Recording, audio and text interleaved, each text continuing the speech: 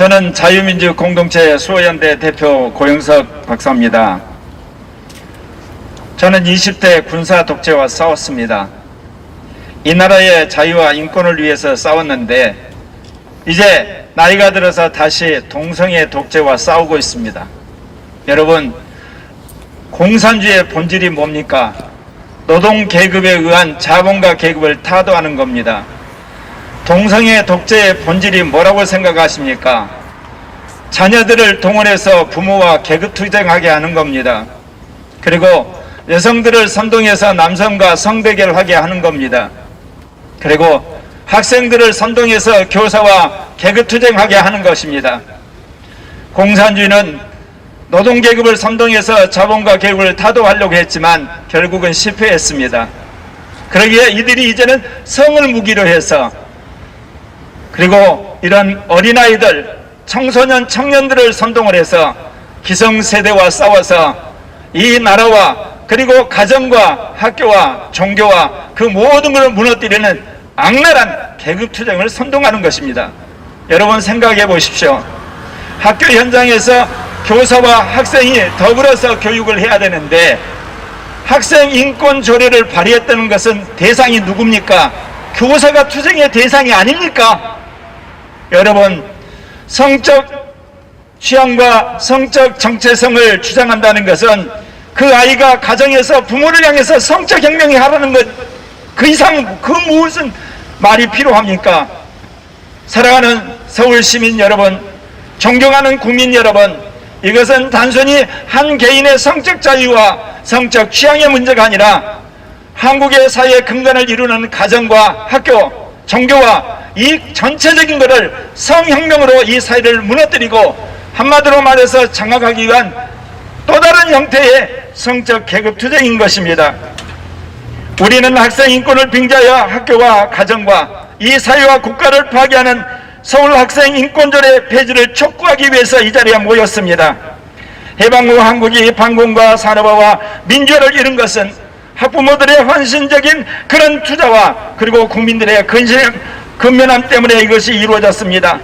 세계에서 유례를 찾아보기 힘든 한국의 교육 시스템과 가정 공동체를 뿌리쳐 흔들려는 그런 시도가 조희연 서울시 교육감과 서울시 교육청 그리고 서울 학생 인권 조례에 의해서 자행된 것에 저희들은 그대로 있을 수 없어 이 자리에 나온 것입니다. 여러분, 선한 양심과 창의적인 이성과 거룩한 신앙과 근면한 노동, 공동체적 헌신을 계승하고 교육해야 할 교육 현장에서 어떻게 학생이 교사를 향해서 인권투쟁을 할 수 있단 말입니까? 자녀가 부모를 향해서 성적 대결을 하는 것이 있을 수가 있겠습니까? 이런 그야말로 망국적인 성혁명이 교육 현장에서 인권이란 이름으로, 조례란 이름으로, 그리고 사랑이란 이름으로 어떻게 자행될 수 있느냐 하는 말입니다. 첫째, 서울 학생 인권조례는 미성년자인 학생들이 무분한 성행위에 노출되는 것을 조장하기에 반대합니다.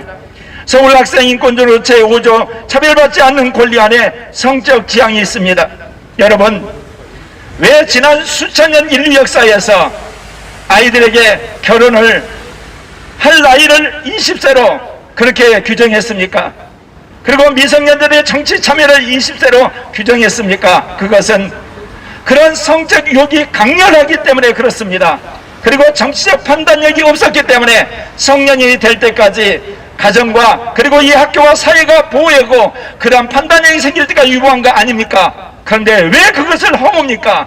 결국은 가장 민감한 나이의 아이들을 성적놀이로 만들어서 이 사회를 뒤집기 위한 성혁명에 엄청난 음모가 있는 것 아닙니까? 맞습니다. 여러분, 그러게 우리는 결사적으로 이걸 막을 것입니다.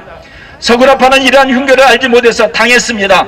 그러나 우리는 그것을 반면교사로 삼아서 적어도 한국교회와 한국은 이것을 막고야 말 것입니다. 맞습니다. 두 번째입니다. 서울 학생 인권 조례는 동성 간의 성행위를 한 해마다 늘어나는 청소년의 에이즈 감염을 조장합니다. 서울시 교육청은 2016년 11월 서울시 내 한 중학교 교사가 수업 시간에 남성 간 성관계, 즉 동성애로 인한 에이즈가 증가된다는 사실을 이야기하면서 아이들에게 절제할 것을 이야기했을 때 서울시 교육청은 학습 취지와 그리고 그 경위에 대해서 소명하라고 하는 강압적인 조치를 했습니다. 여러분, 오늘 이 시대 청소년들과 청년들이 얼마나 무분별한 성향이 특별히 동성애인을 위하여 에이즈에 감염되고 있는 것이 통계적으로 나오고 있는데, 그것을 청소년들에게 알리는 것이 무슨 죄고 무슨 잘못입니까? 결국은 무비란 이런 동성애와 성행위를 통하여서 아이들의 양심을 마비시키고 이성을 둔화시켜서 결국은 자신들의 도구로 삼으려는 거 아니겠습니까? 어떻게 이런 악랄한 짓을 교육감이 그리고 교육청이 조장하고 그것을 간섭할 수 있단 말입니까? 그렇게 우리는 결단코 학생인권조례 폐지에 목숨을 걸 것입니다. 세 번째로, 학생인권조례는 자녀들 성혁명의 노예를 만들 가능성이 크게 반대합니다. 여러분, 어린 시절에, 청소년 시절에 성적 유혹처럼 강렬한 것이 어디 있습니까? 부모도, 그리고 그야말로 사회도 국가도 그 어떤 것도 팽개치고 거기에 탐욕할 때 그 아이들이 공부를 하겠습니까? 그 아이들이 건전한 사고를 하겠습니까? 건전한 독서를 하겠습니까? 그러기에 우리는 수천 년 인류 역사에서 성년이 되기까지 그러한 성교육에 대해서 가정에서, 학교에서, 종교에서, 사회에서 지도를 한 것 아닙니까? 왜 그 규범을 폐지해서 아이들을 성적인 노예로 만들고 성적인 문란에 노출되도록 학교가 그리고 교육감이 앞장서서 해야 된단 말입니까? 그러기에 우리는 학생인권조례를 단연코 폐지할 것입니다.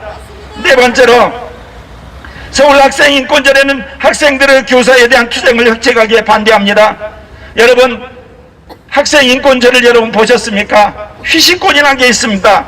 그리고 그 휴식권이 뭐냐면 학생들이 피곤하게 돼 언제든지 쉴 수 있다는 겁니다. 여러분, 학생들이 쉴 수 있다는 게 당연합니다. 그 아이가 피곤하고 병들고 피곤하면 양호실에 갑니다.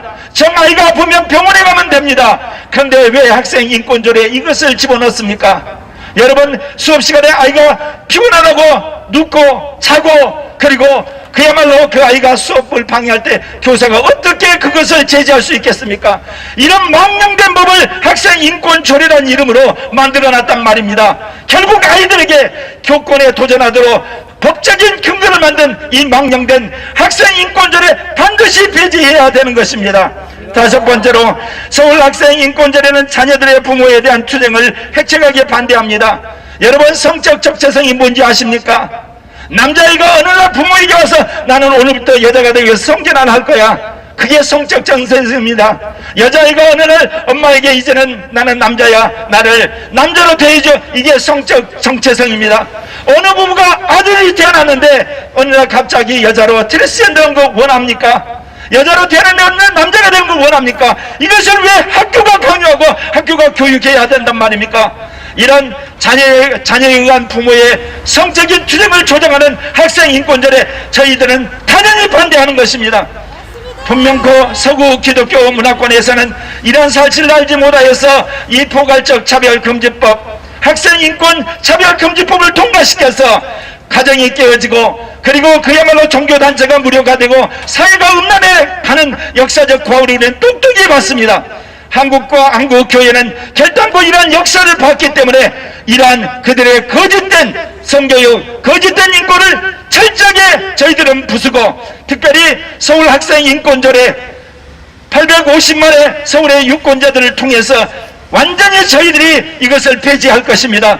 사랑하는 국민 여러분, 존경하는 서울 시민 여러분, 이것은 단순히 성적 자유가 아니라, 그리고 성적 취향이 아니라 근본적으로 우리의 자녀들과 그리고 우리들의 사랑하는 학생들, 그리고 미래 세대를 그야말로 계급투쟁의 노예, 성투쟁의 노예, 그야말로 이 시대 부모투쟁의 도구로 만드는 악법이기 때문에 여러분이 동참하셔서 확실히 폐지하는데 여러분 협조해 주시길 바랍니다. 감사합니다.